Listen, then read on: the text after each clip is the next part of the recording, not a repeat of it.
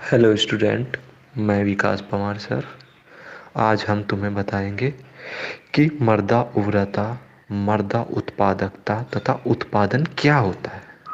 तो सबसे पहले चलते हैं मर्दा उर्वरता, जिसे सोयल फर्टिलिटी कहते हैं। सोयल फर्टिलिटी क्या होती है यह आज हम तुम्हें बताएंगे। मर्दा द्वारा पौधों को उनके सभी पोषक तत्वों को प्राप्त कराने की अक्षमता या कैपेसिटी को मर्दा उर्वरता कहते हैं। अब तुमने देखा होगा कि पौधे की वृद्धि या ग्रोथ के लिए 17 पोषक तत्व होते हैं। तो मिट्टी में या भूमि में इतनी पावर या ताकत है जो उन्हें पौधे को प्राप्त करा दे, तो वह मर्दा उर्वरता कहलाती है।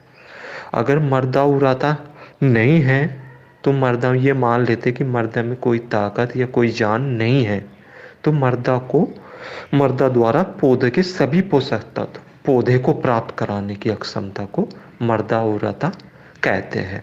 मर्दा उर्वरता लाने के लिए हम क्या करते हैं, खेत में उर्वरकों को खाद का प्रयोग, कार्बनिक खादों का प्रयोग करते हैं, जिससे मर्दा की जान या ताकत बनी रहे।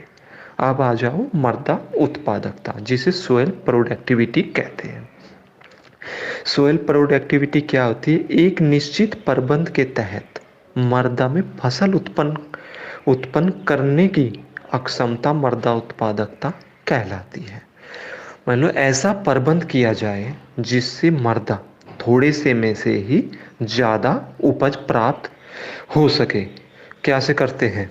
तुम देखा होगा कि हम मर्दा में खाद उर्वरकों का प्रयोग करते हैं जिससे अधिक से अधिक उपज प्राप्त हो सके। मान लो कि उत्तर प्रदेश में 100 हेक्टेयर भूमि है और 100 हेक्टेयर में से 1000 कुंतल अनाज उत्पन्न हो रहे हैं, और पंजाब में 100 हेक्टेयर भूमि में से 3000 कुंटल अनाज उत्पन्न हो रहा है, तो वह उसकी मर्दा उत्पादकता कहलाती है। मतलब थोड़े से में से ही ज़्यादा होना मर्दा उत्पादकता कहलाती है। अब आ जाओ उत्पादन, प्रोडक्शन। किसी फसल का प्रति हेक्टर उत्पादन या उपज को उसका उत्पादन कहते हैं। मान लो कि उत्तर प्रदेश में 100 हेक्टेयर भूमि है और 100 हेक्टेयर भूमि में सिर्फ गेहूं ही गेहूं उत्पादन या उत्पन्न हो रहे हैं, वह उसकी उत्पादनता कहलाती है। मतलब किसी क्षेत्र में किसी फसल की का उत्पन्न होना, वह उसका उत्पादन कहलाती है। तो आशा है कि आपको तीनों मर्दा उर्वरता, मर्दा उत्पादकता वह उत्पादन में सही पता लग गया होगा। फिर मिलते हैं नेक्स्ट टॉपिक के साथ।